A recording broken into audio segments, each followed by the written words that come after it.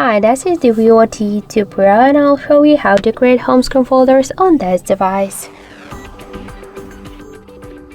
So first, you should hold for a while home screen with your finger and select a couple of apps. Then just tap to create the folder, and now we could see that we just successfully created the new folder. Also, we could make it by another way, just by hold the application and drag this app to another one.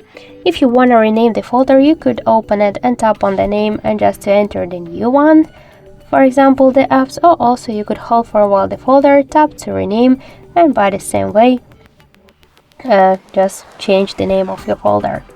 To move folder on the screen or between the screens, you should just hold and drag it, and to remove the application from here, you should hold and tap to remove icon, or just by hold and drag it to the home screen.